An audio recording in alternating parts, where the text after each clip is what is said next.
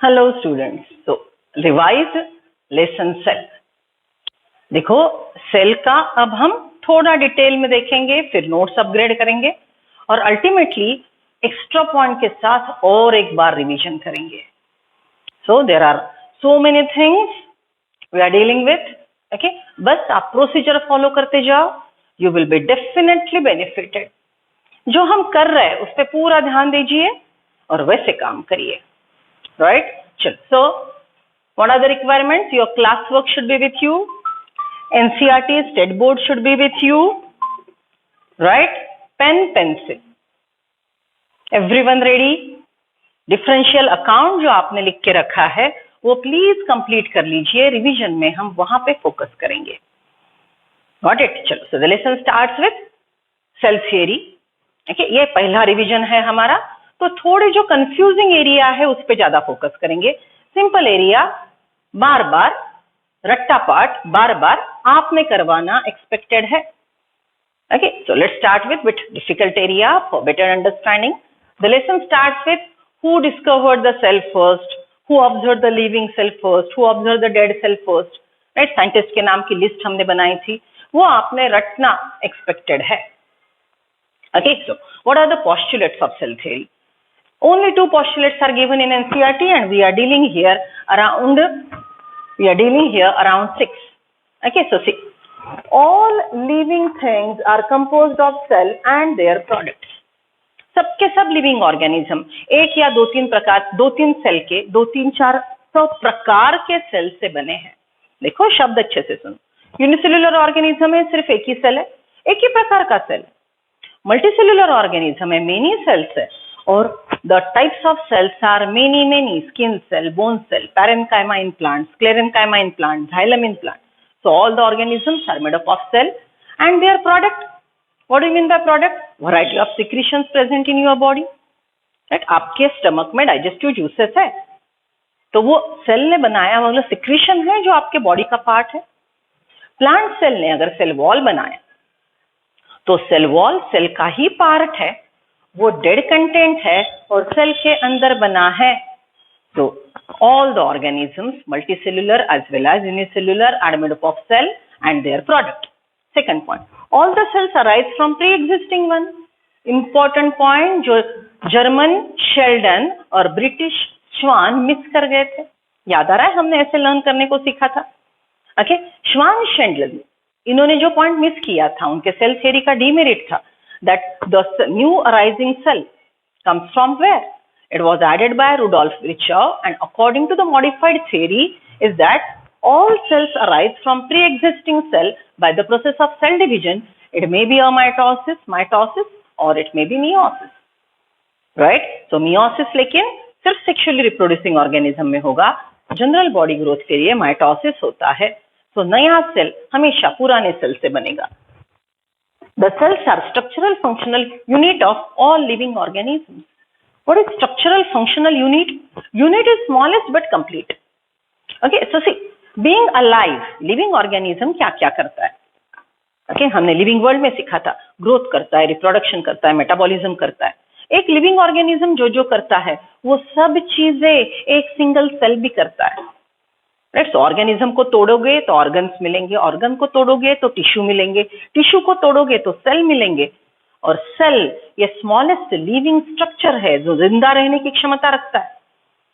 Right, being alive ये definition में living organism जो जो काम करता है वो पूरे काम एक सिंगल सेल करता है। सो बेसिक लेवल लाइफ कहां से एग्जिस्ट करता है? सेल से एग्जिस्ट करता है। सो it is smallest unit which can remain alive and it perform all the basic chemical reactions like a living organism: respiration, protein synthesis, DNA replication, cell division, that is cells reproduction. These are the common points found in all the life living organisms as well as a cell. So cell is a structural unit. organism को तोड़ोगे तो smallest structure cell मिलेगा। काम की बात करेंगे functional unit तो भी cell है। बस यहाँ पे एक point थोड़ा ध्यान में रखो। Within a eukaryotic cell, mitochondria, chloroplast are semi-autonomous organelle can divide by binary fission. Right? So ये जो cells है, सेल का ये जो ऑर्गेनेल है ये खुद जिंदा रहने की क्षमता रखता है। तो cell as a wholesome unit can remain alive, but उसके नीचे कौन जिंदा रह सकता है? तो ये सेमी ऑटोनॉमस ऑर्गेनेल्स, राइट। ये थोड़ा पॉइंट ध्यान में रखेंगे। Then activities of an organism are sum total of activities and interactions of its cells. एक सेल की ऑर्गेनिज्म, एक सेल की जो एक्टिविटी है, ओके, एक सेल की एक्टिविटी टिश्यू की एक्टिविटी रेगुलेट करती है, टिश्यू की एक्टिविटी ऑर्गन्स में मिलती है, ऑर्गन सिस्टम की एक्टिविटी होती है, और सबका क्यूमुलेटिव इफेक्ट हमको ऑर्गेनिज्म के मेटाबॉलिक एक्टिविटी में दिखता है। तो सेल्स का क्यूमुलेटिव इंपैक्ट, काम करने का प्रकार हमको ऑर्गेनिज्म में दिखेगा। All cells are basically similar, being made up of mass of protoplasm. देखो formula, protoplasm is equal to cytoplasm plus plasma membrane having a nucleus and covered by thin membrane with or without cell wall. सबके cell basically similar है, उनके पास plasma membrane है, cytoplasm है, okay, cytoplasm के अंदर nucleus या nucleoid है, ओके, ये बेसिक स्ट्रक्चर सब सेल का सिमिलर है। All the sales possesses similar chemical compositions and metabolic activity. Bacteria का सेल ले लो, प्लांट का सेल ले लो, फंगस का सेल ले लो, सब एक ही प्रकार का मेटाबॉलिज्म करवाते हैं, सब डीएनए रेप्लिकेशन करते हैं, protein synthesis. So all cells are structurally similar, structural unit, functionally similar, functional unit, okay. लेकिन कुछ फंक्शन पेक्यूलियर होंगे, जैसे नर्व इंपल्स ट्रांसपोर्ट करने का फंक्शन है, वो सिर्फ नर्व सेल के पास है, बाकी सेल के पास नहीं, राइट। रीजनिंग की जो एबिलिटी है वो सिर्फ आपके ब्रेन के पास है, बाकी ऑर्गेनेल के पास नहीं। फोटोसिंथेसिस की जो एक्टिविटी है वो सिर्फ ग्रीन सेल के पास है, रूट सेल के पास नहीं। Basically all cells are similar, but because of differentiation, जो बदलाव आता है, तो एक पर्टिकुलर कैरेक्टर में वो खुद को मास्टर बनाता है, यूनिक बनाता है, that process is called differentiation, but basically the metabolic reactions are same. So these are the postulates of cell theory. Now come to total chart, right? Total chart, that what are the different parts of the cell? What are the different parts of the cell? Okay, देखो,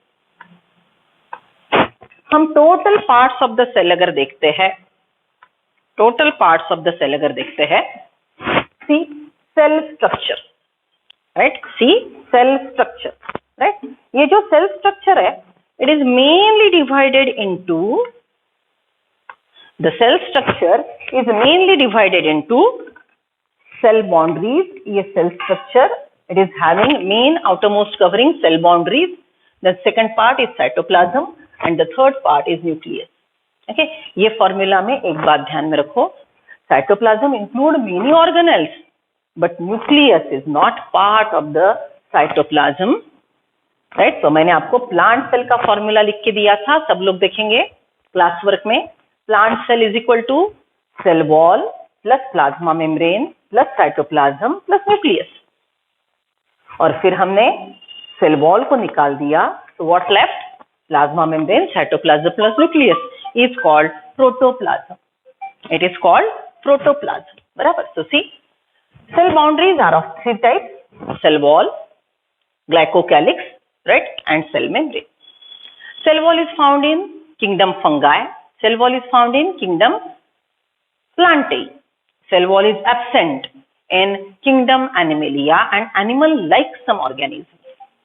समझ रहे हो, right? So see, cell wall mainly cellulosic outermost rigid covering, protective होता है। Glycocalyx के दो प्रकार लिख के दिए थे हमने, slimy layer, right, and capsule, it's either और, बोथ नहीं प्रेजेंट रहेंगे। एक्वेटिक ऑर्गेनिज्म है तो स्लाइमी लेयर होता है, और बैक्टीरिया के पास tough outer coating, it will be capsule. Capsule is protecting bacteria from many adverse climatic conditions. Cell membrane is present around all the living cells. Living cell के पास cell membrane हमेशा होता है। So these are about outer boundaries. Now come to cytoplasm. Cytoplasm is further divided into hyaloplasm and trophoplasm, right? So see, holoplasm is the liquid part, holoplasm is the liquid part which is also called cytosol. cytoplasm make a fluid cytosol, और cytosol में जो solid material है, cytosol में जो solid material है, that solid material will be further divided into two parts. One is living organelle and the other one is non-living content, right? और non-living content के लिए यहाँ पे हमारे पास for non-living content we are using the word ड्यूटोप्लाज्म. सब लोग ये शब्द ध्यान में रखेंगे, प्लाज्म में गड़बड़ हो सकता है. Protoplasm is plasma membrane plus cytoplasm plus nucleus. Cytoplasm is all the fluid plus cell organelle present in the living cell. Cytoplasm में का सिर्फ fluid, cytosol, right? Okay, then ये जो सॉलिड मटेरियल है, साइटोप्लाज्म में जो सॉलिड मटेरियल है which is divided into living and non living content, जिसको हमने बोला था जो सॉलिड मटेरियल है साइटोप्लाज्म का, that is tropoplasm. Okay, tropoplasm का दो प्रकार, लिविंग वाला cell organelle, mitochondria, Golgi body, lysosome, endoplasmic reticulum, plastid, cilia, flagella, centrosome, ribosome, microbodies. Okay, ये डिटेल में हमने सीखे. These are the solid content embedded in the liquid part cytosol. और dead content जो होगा, it may be granules, right? It may be some stored food. तो इसके प्रकार है carbohydrate, nitrogenous product, fats, oils, excretory product, alkaloids, essential oils, gums, glycosides, latex. अब आप बोलेंगे मैडम ये क्या बोल रहे हो? बेटा केमिकल के नाम है, कोई डिफिकल्ट बात नहीं है. देखो फिर से देखते हैं. Carbohydrate, you know, sugar, glucose. Second, nitrogenous product, amino acids, ammonia, urea, all, right? Then fats, oils, that you know. Excretory product, urine is all excretory product, CO2 is excretory product. Alkaloids, chemistry में जानते हो, aldehyde, ketone, alkaloids. Essential oil, right? Gum is a type of sticky material, right? गोंद के लड्डू खाते हो ना, right? Then glycosides, latex. What is latex? देखो कई प्लांट में अगर आप लीफ प्लक करते हो तो उसमें से मिल्की सिक्रेशन टप टप टप नीचे गिरता है, right? So that milky secretion is called latex. Organic acid, resins, and the last one is tannin. Resin and tannin. Okay, so हम यहाँ पे resin, tannin, some chemical which are imparting color, right? Resin, tannins are again secretions, right, which are present in the plant and they have variety of significances. अब simple सी बात अगर मैं बोल दूं तो फर्नीचर के वुड में टर्माइट नहीं लगता. क्यों? उसके पास ये रेजिन्स और टैनिन्स होते हैं. अगर ये कम है तो टर्माइट अटैक ज्यादा होता है. सो हम अकेशिया का सुबाबुड़ वो फायरवुड बोल के यूज करते हैं क्योंकि उसके फर्नीचर नहीं बनवा सकते, राइट? और साग से हम फर्नीचर बनवाते हैं. Y? The wood is having these chemicals, resin, tannin, which make the wood termite proof, right? So this is all about the cell and its variety of coverings as well as the organelles, right? So let's start with different organelles जो cell के अंदर present है. Okay, अब eukaryotic cell में plasma membrane, वहां से शुरू करते हैं. Look, take out your classwork. Classwork में हमने प्लाज्मा मेम्ब्रेन के दो ब्रांचेस लिखे थे. प्लाज्मा मेम्ब्रेन के केमिकल कंपोजिशन के लिए हमने एक फ्लो चार्ट टेबल बनवाया था. Go through that. Come to structure of plasma membrane. यहाँ पे देखो ये छोटा सा सेल ड्रॉ करके बताया. This is a cell. ये ब्लू कलर का प्लाज्मा मेम्ब्रेन है और ये अंदर पूरा सेल है. ट्रांसवर्स सेक्शन अच्छे से देखना. सेल को इस प्रकार से कट किया है. सेल को इस प्रकार से कट किया है, right? So see this yellow coloured cytoplasm nucleus and in yellow coloured cytoplasm, rather yellow coloured cytosol, the colourful organelles are embedded. तो येलो कलर का साइटोसोल प्लस कलरफुल ऑर्गेनेल, ये सब पकड़ के बनेगा cytoplasm. So now we are focusing on this blue colour plasma membrane. ये इसका magnified view है. आपके एनसीईआरटी में भी ऐसा ही डायग्राम है लेकिन वो 2 डायमेंशनल है, ये थोड़ा 3 डायमेंशनल बेहतरीन है समझने के लिए, राइट? एग्जाम में आएगा एनसीईआरटी में का ही डायग्राम या फिर उसका diagrammatic representation. This blue balls are the lipid heads. Blue balls are lipid head and these are the tails. देखो ये लिपिड का हेड ऊपर, ये लिपिड का हेड नीचे, and tails are towards inner side. Tails are toward inner side. So this is lipid bilayer. This is lipid bilayer in which proteins, these are red balls of variety of shapes are embedded. हमने इसको बोला था gulab jamun jaggery. Or we use one more word that icebergs are floating in the ocean. So this blue is ocean and this pink are the icebergs. बराबर. अगर आप ocean को move करते हो, ये ब्लू ओशन को मूव करते हो, तो ये प्रोटीन भी लैटरली मूव करेंगे. ये प्रोटीन यहां से यहां आ सकता है अगर ये लिपिड मॉलिक्यूल मूव करते हैं तो. So this elasticity, this nature is called fluidity of the plasma membrane. This is called fluidity of the plasma membrane, right? So see, this is lipid bilayer. Proteins which are extending from one end to other end are transmembrane, intrinsic, difficult to extract. The proteins which are present only on the outer surface, easy to separate, are extrinsic and they are peripheral also. अब देखो ये outer periphery में है, नीचे से भी सिर्फ यहां से यहां तक वो पहुंचा नहीं है. अगर यहां तक अगर कोई प्रोटीन का मॉलिक्यूल है तो इनर पेरिफेरी या आउटर पेरिफेरी में जो होगा that will B peripheral proteins. तो देखो हमने जो फ्लो चार्ट बनाया है क्लास वर्क में, प्लाज्मा मेम्ब्रेन, एक साइड आपने लिखा लिपिड, दूसरे साइड लिखा आपने प्रोटीन. लिपिड के साथ दो पार्ट लिखे, head and tail. Head is hydrophilic polar, tail is hydrophobic non-polar, and the tails are chemically made up of most abundant chemical having the carbohydrates in it. समझ रहे हो, right? So these are what is about the lipid part. Proteins, ये tunnel protein. okay. अब देखो selective permeability protein और lipid दोनों की वजह से आएगी, सिर्फ प्रोटीन की वजह से नहीं.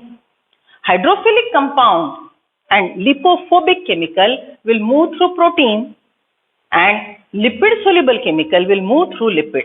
So isn't it differentiation? Lipid में से लिपिड सोल्यूबल केमिकल जाएंगे, प्रोटीन में से लिपिड इनसोल्यूबल केमिकल या वाटर सोल्यूबल केमिकल जाएंगे. So selective permeability is because of lipid as well as protein. अब ये जो प्रोटीन है, ये प्रोटीन के अलग अलग प्रकार है. सम आर वाटर ट्रांसपोर्टेशन करने वाले, राइट. कुछ रहेंगे सिलेक्टेड केमिकल को सिलेक्ट करके ट्रांसपोर्ट करने वाले, और कुछ प्रोटीन रहेंगे जो एटीपी खर्च करके प्रोटीन एटीपी खर्च करके कुछ केमिकल को उठा के अंदर लाएगा. So there are different types of protein. Water carrying protein which are selectively permeable for particular chemical, and some protein spend ATP and bring the chemical in. सो ये जो अलग अलग प्रोसेस है, इसको डिफ्यूजन, फैसिलिटेटेड डिफ्यूजन, ऑस्मोसिस, ऐसे शब्द हम यूज करते हैं. Okay, diffusion, facilitated diffusion, the chemical will move from its higher concentration to its lower. मतलब बाहर पानी ज्यादा है, अंदर पानी कम है, तो water will enter in, water diffuses in, it is called endosmosis. Okay, अगर बाहर केमिकल कम है, सेल के अंदर ऑलरेडी ज्यादा है, फिर भी सेल एटीपी खर्च करके उनको उठा के अंदर ला रहा है. Get the condition. Chemical cell के अंदर ऑलरेडी ज्यादा है, बाहर कम है, सेल को और चाहिए, तो सेल एटीपी खर्च करके उसको अंदर उठा के लाएगा. So this will be active transport, and active transport can be done by pump protein. तो आपके एनसीईआरटी में उन्होंने पोटेशियम सोडियम का पंप जो है वो प्लाज्मा मेम्ब्रेन से रिलेटेड बोला है. Okay, along with that the plasma membrane has, अब देखो छोटे छोटे केमिकल जो है, it's carbohydrate chain.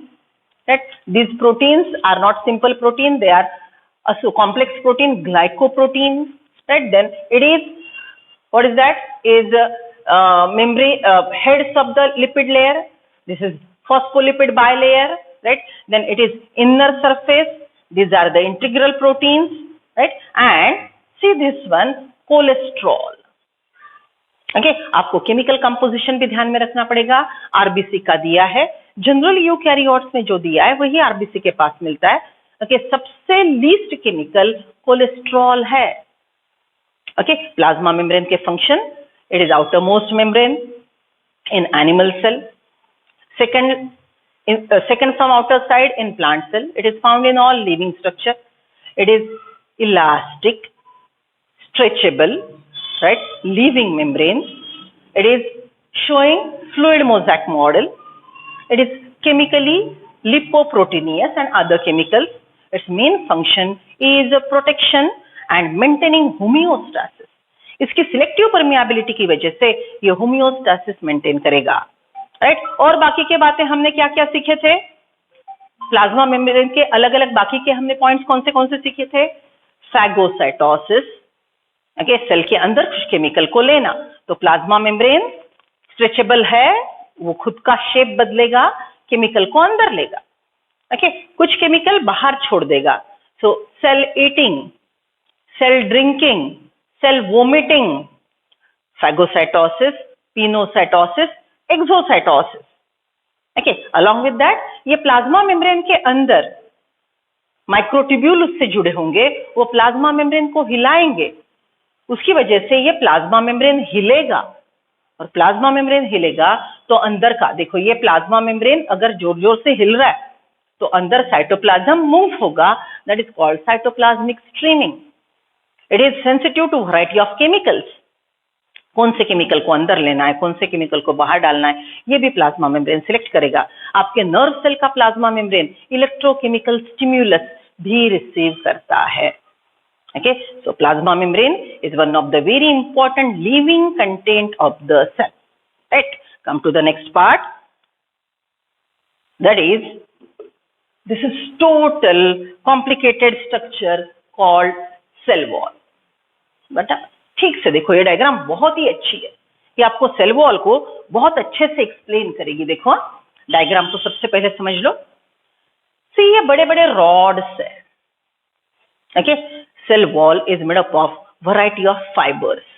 Cell wall is made up of variety of fiber. Okay, देखो ये, right? So these are cellulosic microfibrils.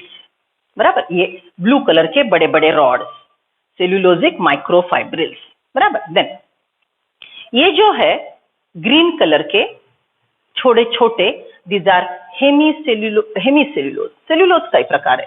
Cellulose, hemicellulose are type of carbohydrates, type of starch, right? Okay, see, ये blue color के cellulose, green color के hemicellulose, right? Then these yellow colored structure are pectin, right? And this is entangled, this total structure thread-like are entangled with each other and forming a cell wall.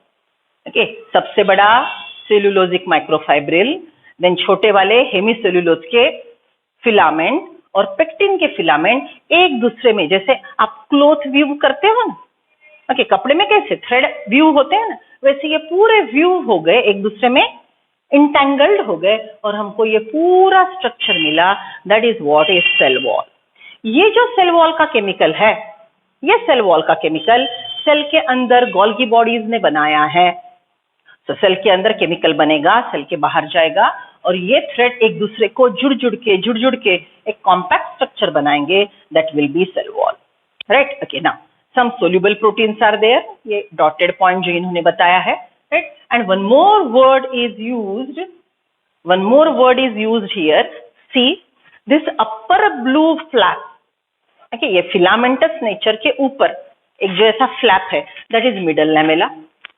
Middle lamella से अंदर है वो primary cell wall, और ये अंदर का जो blue total structure है, that is what is plasma membrane. Okay, ठीक से समझो। सी, हम 3 लेयर की बात कर रहे हैं, we are talking about 3 layer. ये सबसे ऊपर का, ये है मिडल लैमेला, ऊपर का सेल और नीचे के सेल को जोड़ता है मिडल लैमेला।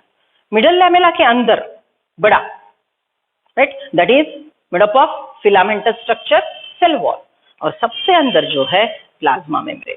बर्थडे केक याद कर लो बच्चों, राइट। ये मिडल लैमेला, सबसे ऊपर का क्रीमी लेयर, राइट। फिर मेन आपका केक जो है सेल वॉल, और नीचे का सबसे जो पुट्ठे पे आता है समझ लो, वो है प्लाज्मा मेम्ब्रेन, बराबर। सो एक केक के ऊपर दूसरा केक उल्टा रखा, तो ये मिडल लैमेला 2 सेल के बीच में कॉमन रहेगी। तो हमेशा लेयर कैसे रहेंगे, मिडल लैमेला, इसकी सेल वॉल, दूसरे की सेल वॉल। फिर इसका प्लाज्मा मेम्ब्रेन, दूसरे का प्लाज्मा मेम्ब्रेन, और फिर पूरा सेल, राइट। सेल वॉल के फंक्शन देखो, क्लास वर्क निकालो, स्ट्रक्चर अच्छे से समझ में आया ना, right. See, cell wall is outermost rigid covering, protection main function, it won't allow cell to burst open, it won't allow cell to collapse. Cell में पानी अंदर आ रहा है, सेल के अंदर पानी बहुत आ रहा है, ओके। तो सेल के अंदर पानी आने के बावजूद एंडोऑस्मोसिस कर करके सेल स्वेल होगा, लेकिन सेल वॉल को जाके रुक जाएगा क्योंकि वो आउटर मोस्ट रिजिड कवरिंग है, ओके। सेल के अंदर पानी कम हुआ तो साइटोप्लाज्म श्रिंक होता जाएगा, लेकिन सेल का शेप मेंटेन रहेगा, right. So cell wall maintains the shape of the cell and it is exoskeleton of the plant cell. Plant cell का ये एक्सोस्केलेटन है जो प्लांट को प्रोटेक्शन देता है, राइट। सो सेल वॉल के फंक्शन हमने क्लास वर्क में लिखे हैं, चलो पढ़ लो, पढ़ लिए सेल वॉल के फंक्शन, राइट। अब थोड़ा रट्टा पाठ, सेल वॉल के प्रकार और उसके chemicals, right. See, cell wall are of 3 types, primary, secondary, tertiary. Primary cell wall is present in all cells including meristematic cells. ये पॉइंट भूलते हो, meristematic cell, permanent cell both have primary cell wall which is elastic, stretchable, mainly made up of cellulose and hemicellulose like this. The secondary cell wall is more thick, rigid, mainly made up of lignin in few types of cells and it may be suberin in few type of cells, right? So अभी हम anatomy में अलग अलग प्रकार के cell सीखेंगे, तो कौन से सेल के पास कौन से प्रकार का केमिकल है वो हम सीख जाएंगे। आप जाइलम जानते हो, जाइलम में ट्रकिड्स वेसल्स होते हैं, तो उनके पास लिग्निन होता है, और कुछ सेल के पास सुबेरिन होता है। कॉर्क, वुडन पार्ट का, वुड के बाजू का सबसे बाहर का ब्राउन कलर का cork, that is having suberin, okay। Along with that, some chemicals are given in NCERT. Algal cell wall is made up of cellulose, galactans, mannans, minerals like calcium, it's mineral like CaCO3. Then plant cell wall, cellulose, hemicellulose, pectins and proteins. See, the structure is in front of you.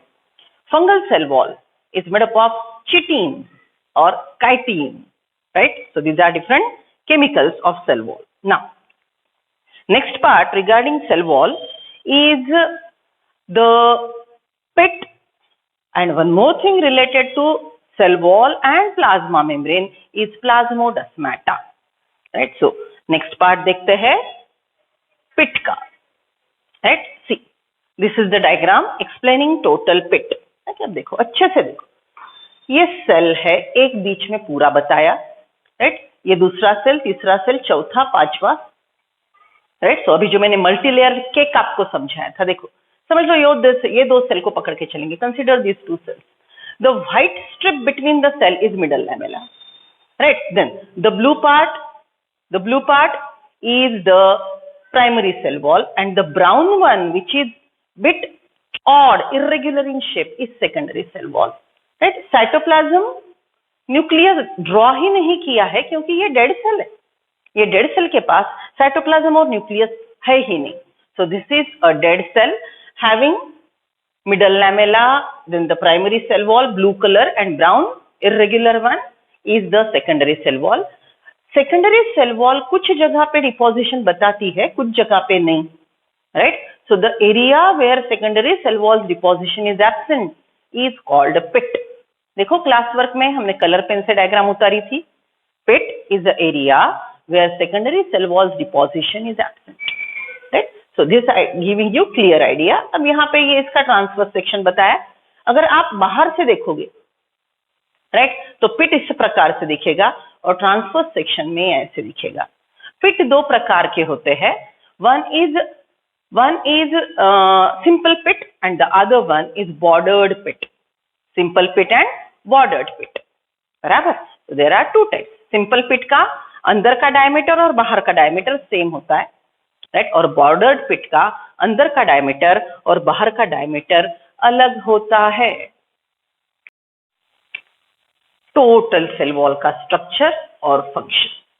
Cell wall development की diagram मैंने आपको class work में उतार के दी थी, वहां से शुरू करते हैं।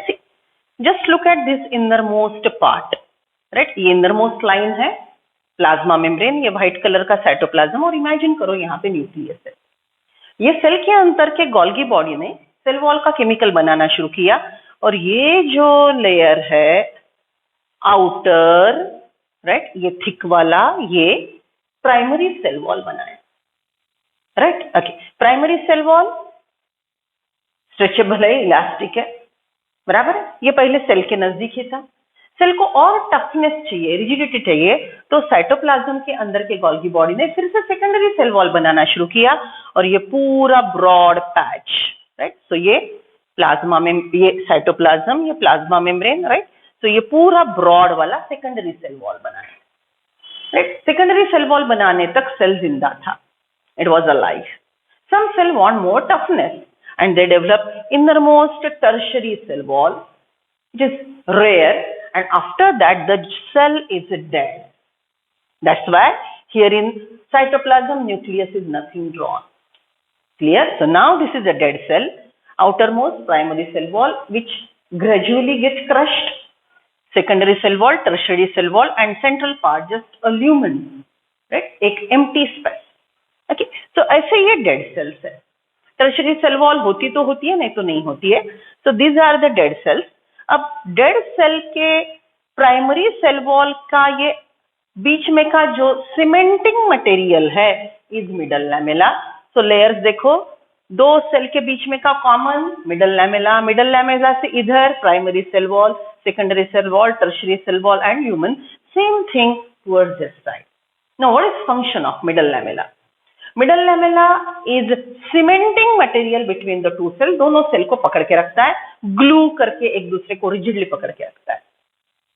अगर मिडल लैमेला, राइट, अगर मिडल लैमेला कोलैप्स होने लगा, डिसॉल्व होने लगेगा, तो सेल में का बाइंडिंग मटेरियल निकल जाएगा और सेल लूज हो जाएंगे। ये आपने कब फील किया है? रॉ मैंगो, कच्चा आम ले लो, कैसे स्टिफ होता है, काटने को आपको शक्ति लगती है। जैसे वो राइपन होता है तो वो जो टाइटली बाउंड सेल होते हैं रॉ मैंगो का, मिडल लैमेला डिसॉल्व होता है और दो सेल अलग बन के मैंगो का पल्प बनता है, right. So in the raw fruit the cells are tightly bound because the middle lamella is intact.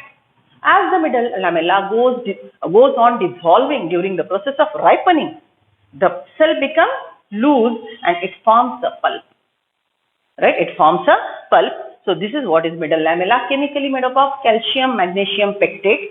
इसमें भी calcium pectate का percentage ज्यादा होगा, right? So middle lamella is cementing material and these are the relative positions of the different types of cell walls. Bacteria के cell को हमने cell wall के अनुसार, सेल वॉल के केमिस्ट्री के अनुसार क्लासिफाई किया था। That is called gram positive, gram negative. Gram positive, gram negative is a differential staining technique developed by scientist Gram. वहां पे मैंने आपको सिंपल मेथड लिख के दिया था। बैक्टीरिया लिया, स्लाइड पे स्मीयर किया, पहले ब्लू कलर का क्रिस्टल वॉयलेट डाला, फिर water wash, then alcohol wash, फिर सैफ्रॉन डाला, राइट। और अल्टीमेटली आपके पास दो कलर के सेल मिले, पर्पल कलर के और पिंक कलर के। पर्पल कलर के सेल्स ग्राम पॉजिटिव है और पिंक कलर के सेल ग्राम नेगेटिव है। अब सेल में ऐसा क्या फर्क है जिसकी वजह से एक ने पर्पल कलर को पकड़ के रखा और दूसरे ने पर्पल कलर को छोड़ दिया? So that is what is the chemistry here. See, this is cell wall of gram negative bacteria, this is cell wall of gram positive bacteria. Gram negative bacteria के सेल वॉल में peptidoglycans कम है और gram positive bacteria के cell wall में peptidoglycans ज्यादा है, and generally gram negative bacteria are pathogenic. This is the best diagram explaining plasmodesmata pit in relation to the different layers of the cell. बच्चों अच्छे से समझ लो। See, again group of cells drawn. ये outermost जो दिखाई दे रहा है वो सेल वॉल, सेल वॉल पे ये जो डॉट्स है, राइट, ये है पिट्स, राइट। प्राइमरी सेल वॉल बहुत थिन होती है, वो कभी कभी वैनिश भी हो जाती है, राइट। सो ये सेकेंडरी सेल वॉल का डिपोजिशन जहां पे नहीं है वो है पिट्स, बराबर। तो यहाँ पे हम कंपेयर करेंगे, see, cytoplasm, right, then the plasma membrane. ये और ये डायग्राम रिलेट कर रहे हो? देखो, ये ब्लू कलर का वैक्यूल, वैक्यूल के बाजू में येलो कलर का, ये इतना स्क्वायर मैग्नीफाई किया है, yellow colour vacuole, blue colour के बाजू में ये जो है ये येलो कलर का साइटोप्लाज्म, ये एक सेल का वैक्यूल, इसका साइटोप्लाज्म, ये दूसरे सेल का वैक्यूल, दूसरे का साइटोप्लाज्म, बराबर। देन फिर इसके अंदर ये जो ब्राउन कलर का लाइन है, ये है प्लाज्मा मेम्ब्रेन। देखो ये सेल का प्लाज्मा मेम्ब्रेन ऐसे यहां से जाके ये सेल के प्लाज्मा मेम्ब्रेन से जुड़ गया है। So two cytoplasms are connected to each other by this cytoplasmic junction. It is called plasmodesmata. Right? ये देखो ये 1, 2, 3, right? So these are many plasmodesmata which are connecting cells, one cell cytoplasm to other cell cytoplasm. Even endoplasmic reticulum of one cell may go through this plasmodesmata and get connected to endoplasmic reticulum of another cell. Right? So this is how, this is cytoplasmic junction. It is plasmodesmata. It helps in living cells transportation. दो living cell के बीच में transportation करने वाला plasmodesmata है। Plasmodesmata क्यों बना? Plasma membrane जुड़ गया इसलिए प्लाज्मोडेस्माटा बना। तो प्लाज्मोडेस्माटा बनाने का काम किसका है? प्लाज्मा मेम्ब्रेन का है, right? Okay, so it is connecting the two cells, it is called cytoplasmic bridge, right? तो ये plasma membrane, then plasma membrane के बाहर है ये वाला secondary cell wall, then primary cell wall, और ये ब्राउन कलर की स्ट्रिप दो सेल को जोड़ने वाली इज मिडल लैमेला। अब आप बोलेंगे मैडम यहाँ पे सेल वॉल जो है उसमें से ये प्लाज्मोडेस्माटा जा रहा है, तो वो जगह सेल वॉल होती कि नहीं? अभी हमने सेल वॉल का स्ट्रक्चर देखा। Cell wall is totally entangled fibre, right?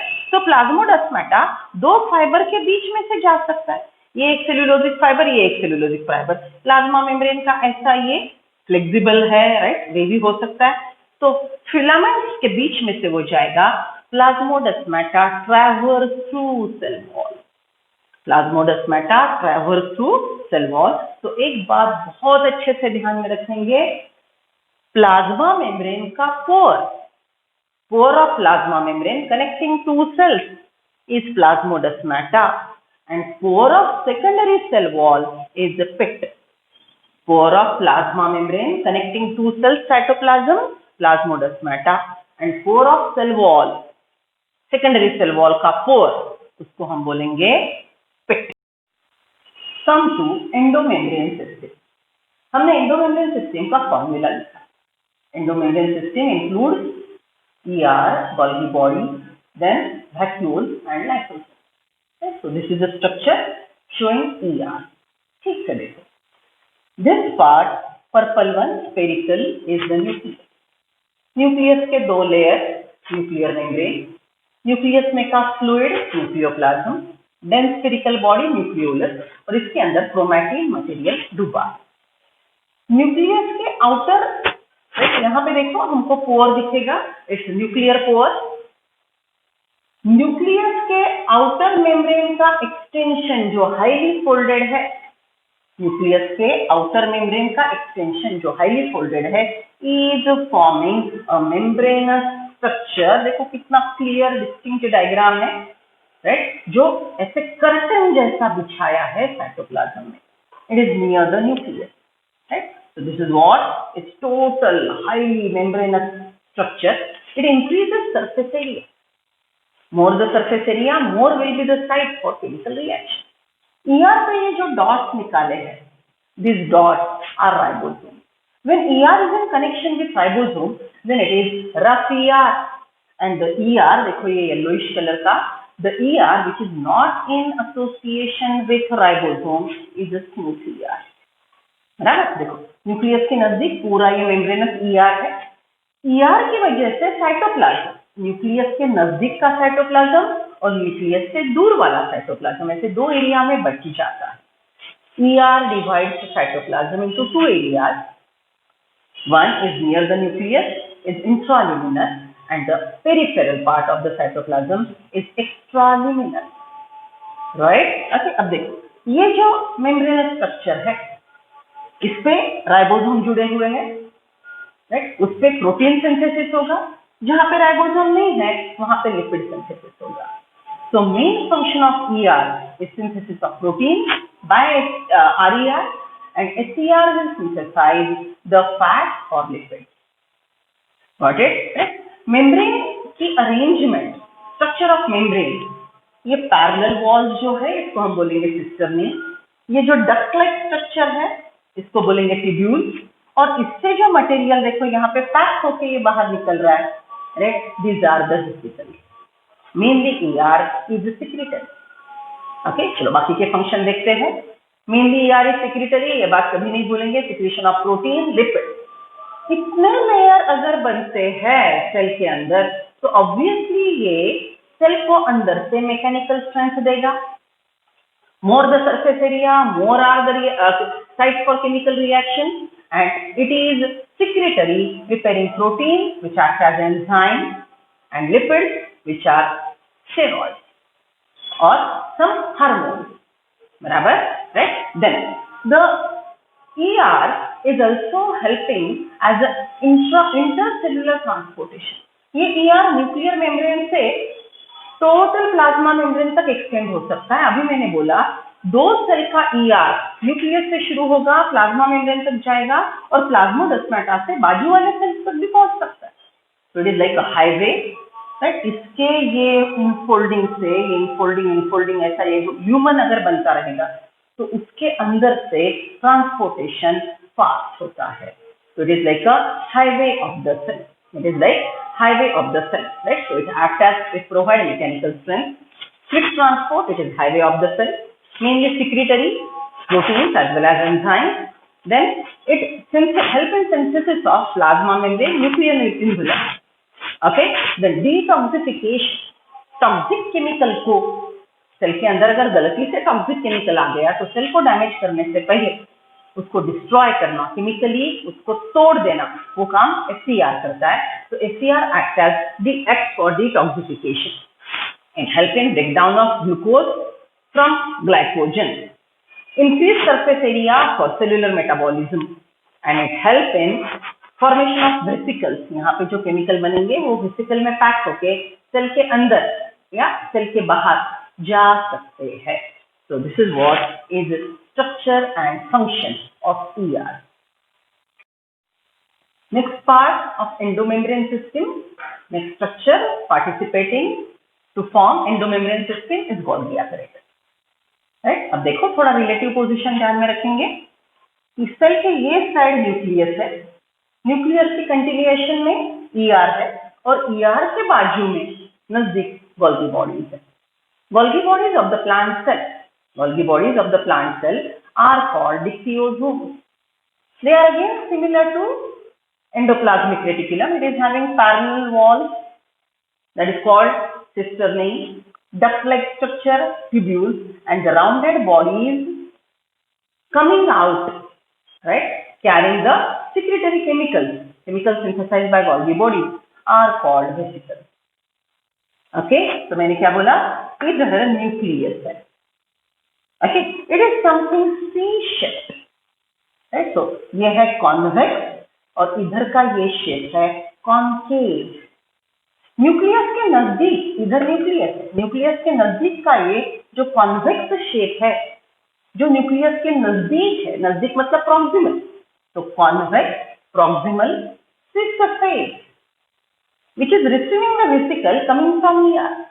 ER से आने वाले वेसिकल गोल्गी बॉडी में से, देखो यहाँ पे ये आ गई वेसिकल, यहाँ पे मर्ज हो गई, वेसिकल ने कैरी किया वाला केमिकल गोल्गी बॉडी में आ गया। अब गोल्गी बॉडी के ये मेम्ब्रेनस स्ट्रक्चर में अलग अलग एंजाइम्स है, मेम्ब्रेन बाउंड स्ट्रक्चर जो है वो ये केमिकल का प्रोसेसिंग करेंगे। केमिकल ये मेम्ब्रेन से गुजरता हुआ प्रोसेस होता होता ये साइड आ जाएगा, कॉन्केव साइड जो न्यूक्लियस से दूर है, इसको हम बोलेंगे डिस्टल एंड, डिस्टल फेस।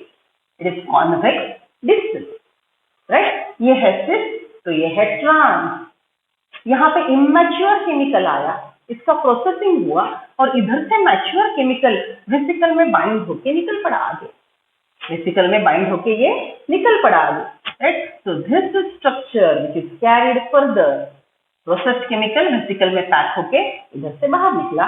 तो गोल्गी बॉडीज का मेन फंक्शन है processing of chemicals, proteins are converted to glycoproteins, lipids are converted to glycolipids, enzymes are processed, their concentration, their chemical nature is altered, they are made conjugate proteins, simple chemical को और modify किया जाएगा, complex किया जाएगा और ये side से बाहर निकलेंगे।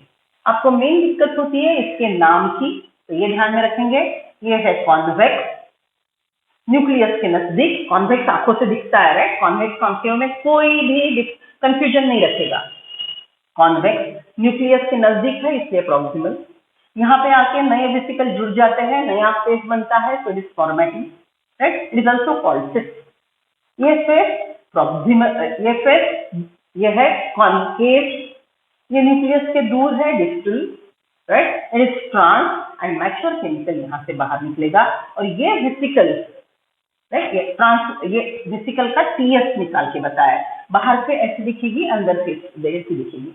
ये वेसिकल में हजारों केमिकल बनेंगे, कुछ केमिकल सेल के बाहर जाएंगे, जैसे cell wall synthesis Golgi bodies ही करता है, राइट। तो ये वेसिकल सेल के बाहर जाएगी और खुद पे प्लास्टरिंग करवा लेगी और सेल का आउटर लेयर सेल वॉल बनेगा, राइट। तो Golgi complex is mainly for processing. ऐसे गोल्गी कॉम्प्लेक्स के हमने अलग अलग फंक्शन देखे थे, निकालो आपका class work. Packaging of material for intra and intercellular transportation, right, then synthesis of glycoprotein, glycolipid, process chemical बनाएंगे, right, secretion of protein, proenzyme, then lipid, steroid which come from ER, the chemicals are processed in Golgi body. It modifies concentration and pack this chemical in vesicle. ये chemical को modify करता है, उसका concentration manage करता है, vesicle में pack करके cell के अंदर या सेल के बाहर ट्रांसपोर्ट करता है, right. Then it help in formation of vesicles.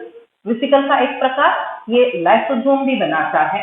Then it produces carbohydrate like cellulose, hemicellulose, which help in synthesis of cell wall. Cell wall का केमिकल भी कौन बनाएगा? सेल वॉल का केमिकल की कौन बनाएगा? Golgi body. Then it help in cell plate formation. देखो cell division में हमने सीखा था, सबसे पहले फ्रैग्मोप्लास्ट बनेगा, फिर सेल प्लेट बनेगा, ये वेसिकल जाके वहां पे डिपॉजिट होंगे, तो फ्रैग्मोप्लास्ट सेल प्लेट में बदलाव होगा और सेल प्लेट मिडल लैमेला में कन्वर्ट होगा और एक सेल से दो सेल साइटोकाइनेसिस से बन जाएंगे, right. It help in synthesis of glycoprotein by glycosylation and one more glycolipid by glycosidation, right. ये केमिकल रिएक्शन के नाम है, ये अभी हम रट्टा मारेंगे। These are the functions of Golgi body. Come to next part, lysosome. Lysosome का स्ट्रक्चर छोटा सा, एक बस वेसिकल का प्रकार है, अभी हमने वेसिकल का डायग्राम देखा, फंक्शंस इतने सारे, राइट। तो सम vesicles secreted by Golgi bodies are carrying lytic juices which are effectively working in acidic pH, low pH, in acidic pH, low pH, right? तो ये pH में ये लाइसोसोम सेल के अंदर घूमती रहेगी, सेल के अंदर घूमती रहेगी, सेल के अंदर ये एक हाउसकीपिंग की तरह घूमने वाला, हाउसकीपिंग के लिए घूमने वाला स्ट्रक्चर है, राइट। सेल के अंदर अगर कोई बुढ़ा ऑर्गेनेल मिला, किसी की एफिशिएंसी अच्छी नहीं है, तो वो उसको लिसिस कर देगा, राइट। वो ऑर्गेनेल को अंदर ले लेगा, प्राइमरी लाइसोसोम, वो ऑर्गेनेल को अंदर ले लेगा, सेकेंडरी लाइसोसोम बनेगा। देखो आपके क्लास वर्क में ऑटोफेजी हेट्रोफेजी की बेहतरीन डायग्राम ड्रॉ करके दी है। तो लाइसोसोम ओल्ड बुढ़े ऑर्गेनेल को अंदर लेगा, primary lysosome will engulf it, become secondary active lysosome, उसको डाइजेस्ट कर देगा, रेसिडुअल बॉडी। अगर सेल के अंदर का ही वेस्ट है तो वहीं पे अब्सॉर्ब होगा। गलती से सेल के अंदर अगर बाहर से कोई वेस्ट मटेरियल आता है, गलती से कोई पॉइजनस पैथोजन केमिकल आता है और वो लाइसोसोम को मिल गया, तो लाइसोसोम वो फॉरेनर को, प्राइमरी लाइसोसोम अंदर ले लेगा, फॉरेनर को मार देगा, सेकेंडरी लाइसोसोम उसको मार देगी, फिर रेसिडुअल बॉडी, और रेसिडुअल बॉडी एक्सोसाइटोसिस से सेल के बाहर फेंक दी जाएगी। So it is mainly for protection cell अगर खुद बुढ़ा हो गया तो ये बर्स्ट ओपन और सेल को डाइजेस्ट कर जाएगी. It will acting as a suicidal bag. ये इसके मेन फंक्शन है. अब बाकी के देखते हैं. सी, इंट्रासेल्युलर डाइजेशन मतलब सेल के अंदर जो जो अनवांटेड केमिकल है या वांटेड केमिकल यूज करके एनर्जी भी बनानी है. So this is what is helping in intracellular digestion. Second one, it is extracellular digestion. कुछ लाइसोसोम सेल से बाहर निकलेंगे, कुछ लाइसोसोम सेल के बाहर निकलेंगे, राइट. और सेल के बाहर जाके ये वहां पे कुछ लिसिस डाइजेशन करना काम करेंगे. बॉडी डिफेंस, सेल के अंदर आए वाले पैथोजन को मार देंगे. Autophagy, right, it is within a cell in the metamorphosis of many animals, right. जैसे फ्रॉग का टेल होता है, टैडपोल को, फ्रॉग के बच्चे को टेल होता है. जैसे वो मेटामॉर्फोसिस करता है तो ये टेल शॉर्ट होके वैनिश हो जाती है. So isn't it the body part is totally digested. So that is what is metamorphosis of many animal by autophagy. खुद के सेल को वो मारती जाती है. देन रिमूवल ऑफ ऑब्स्ट्रक्शंस, बराबर. कुछ अगर लिसिस करके कुछ पाथ क्लियर करना है, it will help in that. Then mobilisation of reserve food. इसके अंदर लाइटिक जूसेस है, लिसिस करने वाले केमिकल है. सो स्टोर्ड फूड जो होगा उसका लिसिस करके, उसको मोबिलाइज करके वो स्टोर्ड फूड रेस्पिरेशन के लिए अवेलेबल करवा के देना. That is again mobilisation of reserve food material. Then intracellular scavenging. Cell के अंदर जो पैथोजन आया, राइट, उसको by removing old and useless organelle. तो सेल के अंदर जो वेस्ट है, ऑर्गेनेल है या बाहर से पाए वाला पैथोजन है, उसको स्कैवेंजर की तरह खत्म कर देंगे. स्पर्म लिसिस, स्पर्म के एक्रोसोम के वहां पे टिप पे जो केमिकल्स बनेंगे वो एग को डिग करने के लिए, पोर बनाने के लिए काम करेंगे. Disposal of useless cell, suicidal bag. Then storage diseases, the residual bodies do not undergo exocytosis and cause disease. अब ये जो है ये थोड़े डिटेल में जाने वाले फंक्शंस है. कुछ लाइसोसोम एक्टिव होने की वजह से कुछ डिजीज होते हैं और कुछ लाइसोसोम एक्टिव ना होने की वजह से डिजीज होते हैं. सो जैसे कैंसरस सेल है, उसको अगर मार दिया लाइसोसोम ने तो कैंसर नहीं होगा. So that is what is related to this function. Formation of thyroxine, it is one chemical. Cell division by overcoming agent that causes repression of mitotic cycle, right. So unwanted cell division अगर हो रहा है तो वो cell को भी मार के वो मदद करेगा. Genetic changes, right. So कुछ केमिकल, कुछ एंजाइम रिलीज होके अनवांटेड केमिकल चेंजेस इंट्रोड्यूस किए जा सकते हैं. कार्सिनोजेनेसिस, अगर कैंसरस केमिकल सेल के अंदर आ गए, जैसे हमने अभी डिटॉक्सिफिकेशन की बात की थी, राइट, वैसे कार्सिनोजेनिक केमिकल को लिसिस करवा के उसका इफेक्ट निकाल देना is again done by lysosome. It's very tiny structure but effectively working. Okay, अब ये लास्ट के पार्ट अगर आपको थोड़े भी समझ में आए हो तो इट्स इनफ. नेक्स्ट रिविजन में ये और डिटेल करेंगे.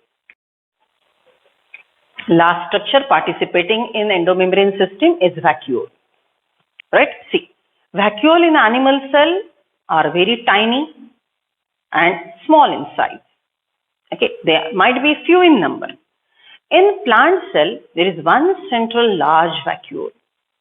Plant cell में भी दो प्रकार होते हैं, permanent cell and a meristematic cell. Continuously dividing cell is meristematic cell. Meristematic cell के पास vacuole generally नहीं होता. मैच्योर सेल के पास सेंट्रल लार्ज वैक्यूल होता है. वैक्यूल का स्ट्रक्चर हम टिपिकल प्लांट सेल में देखते हैं. Outermost layer membrane is tonoplast which is selectively permeable. Fluid in it is fluid in it is cell sap. Membrane is tonoplast and fluid in it is a cell sap. Cell के अंदर excess water हो गया तो वो tonoplast को cross करके vacuole में जाके स्टोर होगा. तो वो सेल सैप का पार्ट बनेगा. कुछ केमिकल है, वेस्ट मटेरियल है, वो सब वैक्यूल में जाके स्टोर होंगे. तो vacuole in other way is like a dump yard. Plant के पास एक्सक्रीटरी सिस्टम नहीं होते, right. Plant is not having any excretory system. That's why plant have large vacuole. जो भी वेस्ट है वो अगर साइटोप्लाज्म में रहेगा तो मेटाबॉलिज्म में प्रॉब्लम क्रिएट करेगा. सो ऐसे वेस्ट को साइटोप्लाज्म जहां पे अलग अलग मेटाबॉलिक रिएक्शन हो रहा है वहां से निकाल के वैक्यूल में ट्रांसपोर्ट किया जाता है। अब देखो, इनिशियली वैक्यूल में वो केमिकल कम थे, साइटोप्लाज्म में केमिकल ज्यादा थे, तो the chemical is moving from its higher concentration to its lower concentration, but as the concentration of the chemical in the vacuole goes on increasing, then the concentration in the vacuole is more than the cytoplasm, so the chemical is moving against the concentration gradient. It can be a active uptake, right? So see, vacuole ये structural part दिया है, amoeba में contractile vacuole होती है, right? Then excretion के लिए मदद करती है, प्रोटिस्ट में food vacuole भी होती है। यहाँ पे मैंने आपको होलोजोइक मोड ऑफ न्यूट्रिशन ये शब्द सिखाया था, होलोजोइक, राइट? अमीबा घूमने निकला, उसको फूड पार्टिकल मिला, उसने फैगोसाइटोसिस से फूड पार्टिकल को अंदर ले लिया, उसमें डाइजेस्टिव जूसेस डाल दिए, फूड पार्टिकल को डाइजेस्ट किया, डाइजेस्टेड फूड को एब्जॉर्ब करके एसिमिलेट किया। तो first step ingestion, second step digestion, third step assimilation, and then the waste is given out by exocytosis, right? So that is what is amoeba का excretory vacuole रहेगा, कभी food vacuole protist के पास भी रहेगा, ये main functions है। Let's see, it is membrane bound space found in cytoplasm. It contains sap tonoplast, mainly composed of water, metabolic byproducts, excretions and other waste materials. In some plant, vacuole sap also contains some pigments like anthocyanin, ये underline कर लो। Flower के petals colourful होते हैं क्योंकि petal के cell के vacuole में ये एंथोसायनिन नाम का पिगमेंट होता है जो फोटोसिंथेटिक नहीं है और पेटल्स को अट्रैक्टिव कलरफुल बनाता है। So anthocyanin is a non-photosynthetic pigment present in colorful parts in vacuole, which impart color to the plant parts. The vacuole is bounded by a single membrane called tonoplast. It is selectively permeable. The plant cell, the vacuoles can occupy up to 90% of the volume of the cell and play important role in osmoregulation. What is osmoregulation? जो मैंने अभी explain किया। Excess material cytoplasm में से ले लिया जाएगा और vacuole में dump कर दिया जाएगा। तो साइटोप्लाज्म का कॉन्सेंट्रेशन हमेशा डिजायर्ड रहेगा, जहां पे मेन मेटाबॉलिक रिएक्शन होते हैं वहां का कॉन्सेंट्रेशन स्टेबल रहेगा, और ज्यादा हो गया केमिकल तो वैक्यूल में चला जाएगा। साइटोप्लाज्म में केमिकल अगर कम हो गया तो वैक्यूल से फिर से साइटोप्लाज्म में आएगा, right? So that is helping in osmoregulation. In plant the tonoplast facilitates the transport of number of ions and other material against concentration gradient and into the vacuole. Right? So vacuole is one way dump yard of the plant cell.